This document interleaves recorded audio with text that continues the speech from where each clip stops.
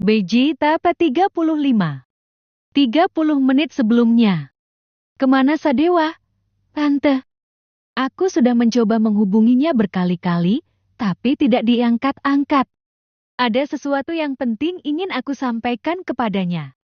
Giovan tak menyangka bahwa saat dirinya berkunjung ke rumah Sadewa untuk menemuinya, pria yang dicarinya itu justru tidak ada di rumah. Dia akhirnya harus berbicara dengan orang yang ada di rumah itu, Tante Fatimah. Dewa sama Rifaya lagi pergi keluar. Kalau nggak salah pergi ke toko pakaian, katanya sih mau urus soal resepsi pernikahan mereka nanti. Terang Fatimah. Tapi ada apa sampai malam-malam kesini, Gio? Apa ada sesuatu yang penting mau disampaikan sama Dewa? Lanjutnya bertanya kepada keponakannya tersebut. Oh, ini soal pekerjaan, Tante. Untuk acara besok malam, sepertinya ayah nggak bisa hadir karena ada sedikit trouble. Ungkap Giovan. Trouble apa? Apa sesuatu terjadi? Ibu kamu nggak beritahu apa-apa ke tante kalau kalian ada masalah. Fatimah tampak berubah panik mendengar ucapan Giovan. Pasalnya, jika Giovan sampai datang ke rumahnya malam-malam seperti sekarang ini, itu artinya memang ada sesuatu yang genting. Giovan menghela nafasnya panjang karena sepertinya harus berbicara jujur kepada bibinya tersebut. Kecelakaan tadi sore, ayah dituduh sebagai penyebabnya. Ayah juga nggak sengaja lihat Dewa di rumah sakit sebelumnya. Dia mau meminta kesaksian Dewa yang ada di tempat kejadian. Bahkan kecelakaan itu karena diakibatkan oleh kendaraan lain yang tipe mobilnya sama persis dengan ayah. Ungkapnya panjang lebar pada akhirnya. Astagfirullah, kenapa bisa ayah kamu yang ditangkap? Bagaimana ceritanya para polisi itu salah tangkap orang? Raut wajah Fatimah kian panik mendengar ayah dari keponakannya itu mendapatkan masalah. Itu dia, Tante. Ada yang bersaksi kalau mobil ayahlah pelakunya dan... Ucapan Giovan terjeda, karena mendengar ponselnya yang sedang berdering di dalam saku pakaiannya saat ini. Ia pun segera menerima panggilan tersebut yang mana itu adalah panggilan dari ayahnya. Halo, Assalamualaikum, ya, iya. Alhamdulillah kalau gitu. Tidak lama kemudian, Giovan menutup panggilan tersebut usai yang mendapatkan kabar dari ayahnya di seberang panggilan. Ia pun beralih kepada ibunya Sadewa karena tidak ingin membuat bibinya itu merasa khawatir. Alhamdulillah Tante, ayah sudah bebas dari tuduhan. Pelaku sebenarnya sudah ditemukan dan ditangkap. Kalau gitu aku pamit pergi dulu dan maaf sudah mengganggu malam-malam. Assalamualaikum. Giovan pada akhirnya hendak pamit pergi dari tempat tersebut dan tidak lupa mengalami bibinya sebelum pergi. Masya Allah, Alhamdulillah. Tante senang dan yakin kalau ayah kamu memang gak melakukannya, pasti akan membebaskan secepatnya dan dicabut dari tuduhan tersebut. Sambung Fatimah yang bernapas dengan lega bahwa ayahnya Giovan tidak sampai diserat ke polisi. Iya Tante, makasih banyak. Kalau begitu aku harus pulang dulu sampai ketemu besok malam, Tante. Assalamualaikum. Pamit Giovan yang hendak keluar dari kediaman bibinya tersebut. Waalaikumsalam, hati-hati di jalan, Gio. Sahut Fatimah yang mengantar keponakannya tersebut ke teras depan. Lalu ia masuk kembali ke rumah. Saat Giovan bersiap untuk masuk ke mobilnya, takdir membawa Sadewa dan mobilnya memasuki tempat yang sama. Dalam sekejap, Giovan menggantungkan niatnya untuk pulang, berharap untuk menyapa Sadewa sesaat. Namun, Sadewa tampak begitu sibuk dengan menurunkan Rifaya yang tertidur dari mobil dan membopong istrinya itu menuju ke pintu rumah. Giovan ingin menahan langkah Sadewa dan mengungkapkan perasaannya, namun hatinya berkecamuk. Sekali lagi, ia harus menepis niatnya dan memilih untuk segera pulang sebelum semakin larut dalam dilema. Tak ada pilihan lain, Giovan akhirnya memasuki mobilnya, menghidupkan mesin, dan menghilang dari pandangan Sadewa. Meskipun sebenarnya Sadewa menyadari keberadaan Giovan sebelumnya, tapi ia sendiri tidak bisa menyapa karena khawatir Rifaya malah terbangun dan ia tidak menginginkan hal tersebut terjadi. Giovan tampak melajukan kendaraan roda 4-nya itu menjauh dari kediaman Sadewa. Tapi, pandangannya masih menatap rumah tersebut melalui kaca spion depan. Jadi dia sudah benar-benar move on dan lupa rasa bersalah atas kematian Farish. Desisnya dengan rahang yang mengeras. Kemudian menit selanjutnya, Giovan menghentikan mobilnya tersebut ke sisi jalan, sembari mengepalkan tangannya. Selama ini Giovan diam dan bersikap baik-baik saja di depan semua orang, karena hubungan dirinya dan Sadewa sebagai sepupu dan ikatan keluarga. Tapi, di balik itu semua di dalam hatinya masih menyisakan kekecewaan yang mendalam setelah Sadewa dengan tidak tahu malunya merebut Farish darinya, hingga membuat wanita yang disukainya itu memilih sepupunya tersebut dan pada akhirnya harus meregang nyawa. Gak akan aku biarkan. Harusnya kamu menyesal seumur hidup kamu, Dewa. Lalu kenapa harus Rifaya dari semua perempuan yang kamu nikahi? Desisnya kembali dengan tatapan tajam dan nafas yang naik turun. Cukup lama Giovan berada di tempat tersebut, hingga ia merasa lebih baik dan berusaha untuk menenangkan dirinya agar tidak terbawa emosi ataupun bertindak gegabah. Ia pun kembali melajukan kendaraan roda empatnya untuk pulang ke kediamannya di malam yang semakin terdengar suara petir yang saling bersahutan. Sementara itu di sisi lainnya, atau lebih tepatnya di kamar tempat Sadewa dan Rifaya berada. Di mana sebelumnya Rifaya meminta Sadewa untuk menemaninya tidur malam itu. Mas, tidur di sini aja. Aku takut petir. Rifaya mengatakan itu, tapi kini matanya terpejam dan perlahan melepaskan lingkaran tangannya pada leher Sadewa. Kemudian berpindah ke tangan kekar sang suami, seakan tidak ingin melepaskannya. Lalu tampak tertidur kembali dengan lelapnya. Rupanya sebelumnya itu, Rifaya bukannya terbangun, melainkan sedang mengigau. Kebiasaannya yang suka terbangun, hingga mengigau karena terbawa suasana mimpi di alam bawah sadarnya. Mas, aku takut, jangan lepasin tangan aku. Rifaya kembali mengigau di dalam tidurnya. Sadewa menghela nafasnya pelan, ia sama sekali tidak bisa bergerak saat ini dan membiarkan Rifaya memegangi tangannya untuk beberapa saat. Apa yang terjadi hari ini mengingatkan Sadewa ketika untuk pertama kalinya melihat dan mendengar Rifaya yang mengigau di kamarnya. Waktu itu ia mengabaikan Rifaya yang sedang membutuhkan sandaran dari mimpi buruk yang mungkin saja selalu mendatanginya. Harusnya dirinya waktu semampunya memperhatikan istrinya tersebut. Aku gak akan kemana-mana, Faya. Ada aku di sini dan sekarang kamu gak akan ketakutan lagi. Gumam Sadewa, seraya masuk ke dalam selimut yang sama dengan Rifaya, lalu membawa tubuh istrinya itu ke dalam dekapannya. Tidak lupa ia membuka terlebih dahulu hijab dan cadar yang dikenakannya Rifaya agar merasa lebih nyaman. Hangat, Mas. Rifaya antara sadar dan tidak meneteskan air matanya, seakan bisa merasakan hangatnya tubuh Sadewa, serta merasa mendapatkan perlindungan yang selama ini dicarinya. Sadewa mengulas senyumnya, sembari mengelus rambut Rifaya yang masih terikat dengan ikat rambut tersebut. Malam semakin larut, dan gelap gulita menyelimuti Rifaya serta Sadewa, yang keduanya semakin terbuai dalam alunan mimpi. Sejatinya, Sadewa berusaha keras untuk tetap terjaga. Namun rasa lelah yang begitu menghujam akhirnya melumpuhkannya. Pikirannya terkalahkan oleh kehendak tubuhnya yang mengharapkan istirahat secepatnya. Sementara di luar hujan mulai turun dengan derasnya, hati mereka pun ikut terhanyut ke dunia impian, meninggalkan duka yang terasa tak ada habisnya di dunia nyata. Keesokan harinya, Rifaya terjaga dari tidurnya seketika suara alarm di ponselnya berbunyi. Namun, ia tidak segera bangkit, sebab ada perasaan aneh yang segera terasa di belakang tubuhnya. Ia merasa ada sesuatu yang melingkari perutnya dengan cukup erat. Dengan penuh kecurigaan, Rifaya menoleh dan mendapati Sadewa yang tengah terlelap dengan kedua tangannya melingkari pinggangnya. Wajah Sadewa terlihat begitu tenang, tidak menyadari betapa Rifaya kini terperanjat. Terbelalak, Rifaya memandang Sadewa dengan mata membulat sempurna.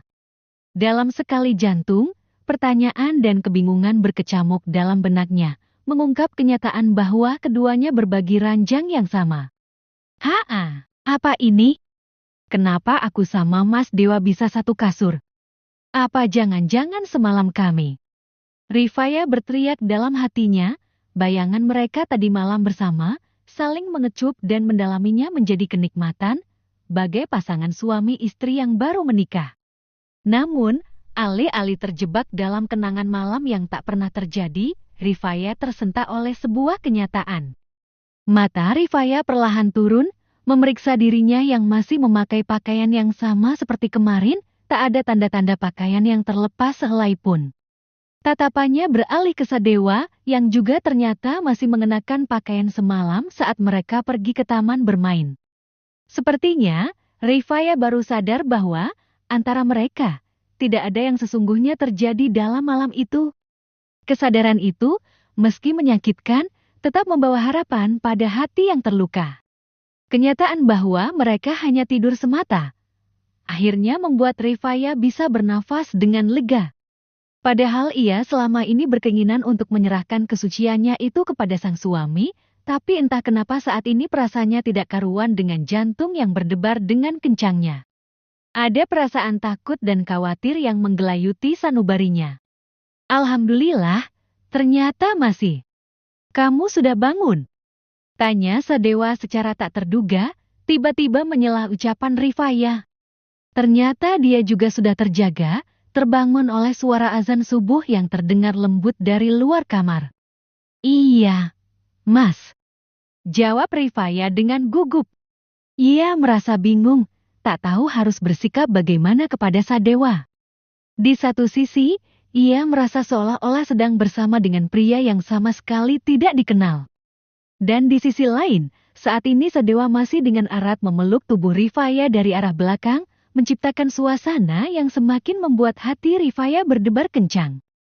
Detik selanjutnya, Sadewa melepaskan pelukan itu. Kemudian turun dari ranjang. Mau kemana, Mas? Pertanyaan tersebut lolos begitu saja dari bibir Rifaya saat ini, hingga dalam hitungan detik dirinya langsung menyesal karena mengatakan itu. Tentu sang suami bangun karena memang hendak ke kamar mandi untuk mengambil air wudhu. Sementara Sadewa menahan senyumnya mendengar hal yang ditanyakan oleh Rifaya barusan. Ia pikir Rifaya sepertinya tidak ingin berjauhan dengannya. Mau wudhu dan mungkin syalat ke masjid. Kalau masih ngantuk tidur aja, gak perlu aku temani kan? Ucapnya sekaligus bertanya, tapi lebih tepatnya sedang menggoda Rifaya saat ini. Mendengar apa yang dikatakan oleh Sadewa, Rifaya langsung menggelengkan kepalanya dengan pipi yang memanas. Ia menanyakan hal tadi bukan bermaksud ingin Sadewa tetap menemaninya tidur. Enggak, Mas. Maaf. Tadi aku salah bicara kayaknya. Habis Mas Dewa selesai dari kamar mandi, nanti giliran aku. Tukasnya dengan nada pelan, bahkan tidak berani bersitatap langsung dengan Sadewa saat ini. Sadewa mengerti bahwa saat ini Rifaya pasti sedang malu-malu di depannya karena bagaimanapun hubungan mereka berkembang dari sebelumnya. Ya udah, aku kamar mandi dulu kalau gitu. Sadewa segera bergegas menuju ke kamar mandi. Di saat yang sama, Rifaya langsung berteriak di dalam hatinya sambil merebahkan tubuhnya dan masuk ke dalam selimut. Ah, kenapa aku malah salting kayak gini sih? Biasa aja, Faya. Biasa aja. Suka sama seseorang cukup 30% aja. Rifaya memekik di dalam hatinya, sekaligus ingin menyadarkan dirinya sendiri bahwa agar jangan terlalu berlebih-lebihan jika berurusan dengan yang namanya manusia. Itu karena manusia cepat atau lambat akan mengalami banyak perubahan di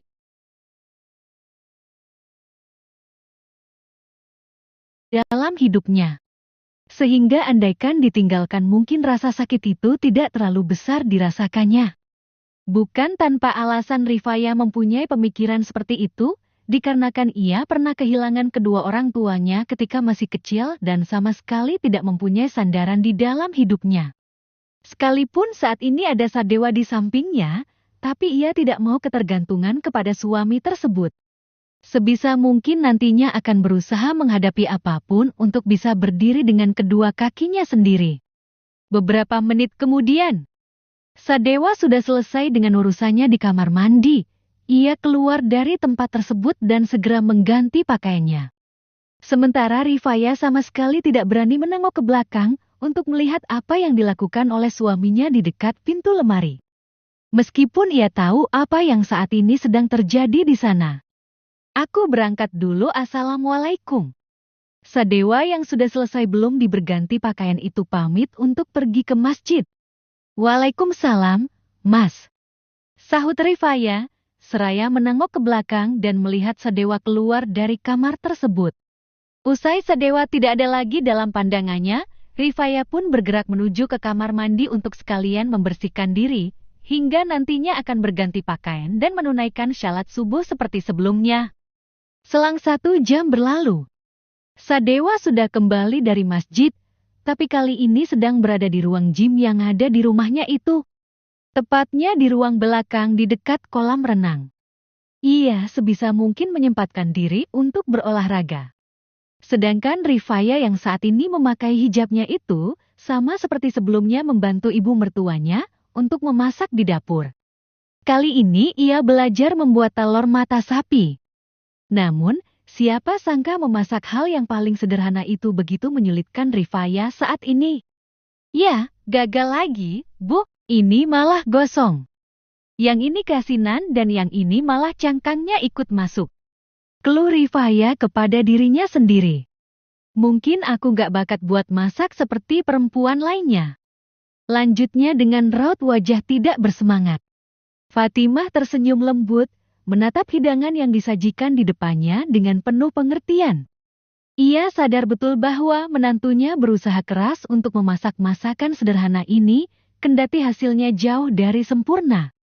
Namun, hati Fatimah justru semakin hangat melihat kerja keras dan niat tulus menantunya. Udah nggak apa-apa. Coba bawa aja telur-telur ini ke ruangan gym. Dewa pasti lagi olahraga di sana sebelum mandi dan berangkat ke kantor. Ungkap Fatimah yang membicarakan tentang kebiasaan Sadewa di rumah. Apa nggak apa-apa aku kasih ini sama Mas Dewa, Bu? Kan rasanya aneh dan pasti gak enak. Rifaya merasa tidak yakin untuk membawa makanan hasil masakannya itu kepada Sadewa. Bagaimana kalau suaminya tersebut malah menertawakannya melihat bagaimana rupa dan rasa makanan yang baru saja dimasaknya itu? Udah bawa aja, Faya. Kalau dia benar-benar menyayangi istrinya, makanan yang gak enak sekalipun, pasti akan dia makanan nanti. Fatimah mengatakan itu semua kepada menantunya karena ia pernah mengalaminya dulu. Ia juga yakin bahwa Sadewa akan sama seperti suaminya jika menyangkut soal makanan. Rifaya awalnya merasa ragu untuk pergi, tapi tidak ada salahnya untuk mencoba. Maka dengan itu ia akan tahu bagaimana tanggapan Sadewa tentang masakannya tersebut. Ya udah kalau gitu, aku bawa telur ini ke tempatnya Mas Dewa ya, Bu. Rifaya dengan menghela nafasnya panjang, membawa nampan yang berisikan 3 telur yang sudah dimasak olehnya tadi, tidak lupa dengan berikut garpunya. Mulut Rifaya terus saja komat kamit melafalkan doa agar makanan yang dibawakan olehnya itu tidak mendapatkan penolakan dari Sadewa nantinya. Bismillah, kalau dia nggak mau makan. Biarin deh, aku sendiri yang makan nanti. Gumamnya berusaha untuk tenang dan tidak membayangi hal membuat suasana hatinya di pagi hari itu menjadi lebih buruk. Setibanya di ruangan gym yang dimaksud oleh ibu mertuanya tadi, Rifaya pun masuk ke dalam sana dengan hati yang tidak karuan. Pasalnya hubungan mereka sudah 1 langkah lebih maju dari sebelumnya. Tapi, karena hal itulah ia benar-benar semakin canggung dan gugup jika berada di dekat suaminya tersebut. Loh, Mas Dewanya kemana? Rifaya bergumam ketika tidak mendapati Sadewa di tempat tersebut. Kenapa di sini?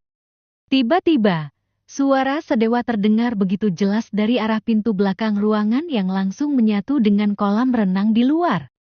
Seketika, detak jantung Rifaya berhenti sejenak. Dalam sekejap, Rifaya nyaris menjatuhkan nampan yang ada di tangannya. Itu karena ia terpaksa kembali menyaksikan pemandangan yang menyerang imannya. Sadewa yang tidak memakai pakaian atas, memperlihatkan tubuh atletis dan perut bergelombangnya dengan jelas. Seakan tak peduli bahwa dirinya menjadi godaan bagi Rifaya yang kini terperanjat tak bisa berbicara, Sadewa hanya menatap Rifaya dengan ekspresi datar.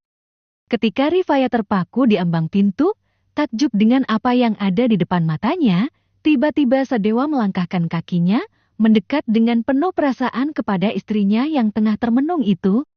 Seolah mampu membaca isi hati Rifaya, Sadewa pun dengan cepat bisa menebak bahwa tujuan istrinya ke sana adalah untuk menghidangkan makanan yang tersaji di atas nampan. Kebetulan aku sedikit lapar dan... Perkataan Sadewa terhenti tiba-tiba, saat tangan Rifaya justru menyentuh perutnya yang berkotak, bagai roti sobek yang siap untuk disantap. Rifaya, tak sadar betapa mendalam rasa penasaran itu mendorong dirinya untuk menggapai perut suaminya. Matanya terpaku, merasa ada sesuatu yang luar biasa pada perut polos Sadewa. Seolah menemukan keajaiban yang baru, pikirannya tak bisa menyembunyikan kekaguman dan takjub atas apa yang dipegang oleh tangannya. Begitu tegang, hati ini berdentam keras, sulit mengungkapkan perasaan ini dalam kata-kata. Tetapi ia tidak sadar bahwa kehilangan kendali atas diri sendiri memunculkan rasa canggung dan kebingungan dalam benak Sadewa. Kok bisa ya? Mas, bentukannya jeti seperti ini? Mirip roti? Bukan. Kayak kue balok? Ya. Rifaya yang kini beralih meraba perut Sadewa dengan polosnya, seakan ingin memastikan apakah permukaan tersebut lunak atau mungkin saja sekeras batu. Tangan Rifaya yang lincah dan penasaran bergerak, sementara hatinya tak menyadari efek yang ditimbulkannya. Namun, berbeda dengan Sadewa. Kini wajahnya memerah seperti tomat yang sudah matang, karena perlakuan Rifaya. Rasa canggung dan gugup bercampur dalam jiwa Sadewa, seakan-akan sentuhan tangan Rifaya bagaikan aliran listrik yang berarus pendek menggelitik bagian perutnya. Apa telur itu untukku? Sadewa bertanya untuk mengalihkan Rifaya saat ini atau lebih tepatnya untuk menyadarkan istrinya apa yang dilakukan sekarang, seakan hendak membangunkan naga yang bersarang di bawah sana. Mendengar Sadewa yang menyinggung tentang telur, barulah Rifaya tersadar apa yang telah dilakukannya saat ini. Ia merasa sungguh tidak sopan meraba-raba bagian perut suaminya tersebut. Padahal sebenarnya tidak masalah, hanya pikiran yang saat ini mengarah ke arah sana. Maafkan aku, Mas. Aku tadi cuman penasaran aja sama bentuk kotaknya dan... Gak apa-apa. Ucap Sadewa yang sengaja menyela ucapan Rifaya. Sering-sering dipegang pun gak apa-apa. Tambahnya dengan menahan senyumnya. Wajah Rifaya pun memerah mendengar apa yang dikatakan oleh Sadewa barusan. Padahal bukan maksudnya untuk seperti itu. Tapi sepertinya Sadewa salah paham kepada dirinya. Aku ambil. Lanjut Sadewa seraya mengambil piring yang ada di nampan lalu membawanya duduk ke salah satunya meja yang ada di tempat tersebut. Ia pun duduk di kursi sembari meminum botol air mineral yang sebelumnya ada di depannya. Sedangkan Rifaya sendiri tampak kikuk dan masih berdiri di tempatnya. Ia kini bingung apakah harus tetap di sana atau kembali ke tempat semula bersama ibu mertuanya. Tapi, jika dipikir kembali ia sepertinya harus tetap berada di tempat tersebut untuk memastikan apakah Sadewa akan menyukai makanan yang sudah dimasaknya atau tidak. Kemudian Sadewa terlihat menyantap makanan yang ada di piring saat ini, di mana tampak pria tersebut memakan makanan tersebut itu dengan santai tanpa mengeluhkan apapun. Rifaya pun dibuat keheranan karena menurutnya makanan tersebut mungkin sangatlah tidak enak jika dibandingkan dengan makanan yang selama ini dimakan oleh Sadewa dan dimasakkan oleh ibunya sendiri. Apa mungkin bisa ditelan oleh suaminya tersebut? Gimana rasanya, Mas? Aku sendiri yang masak tadi telur itu. Maaf bentuk dan rasanya pasti gak enak. Aku memang gak pandai masak, padahal itu cuma telur ceplok doang. Ucapnya lirih sambil menundukkan pandangannya. Sadewa melirik ke arah Rifaya sambil memikirkan goreng telur buatan istrinya itu. Ini anak kok. Ayo sini duduk, mau sampai kapan berdiri di sana? Ucapannya sembari meminta Rifaya agar duduk di kursi yang ada di depannya saat ini. Mendengar Sadewa yang memuji makanan yang dibuatnya itu, senyum mengembang pun langsung tercetak di wajahnya saat ini.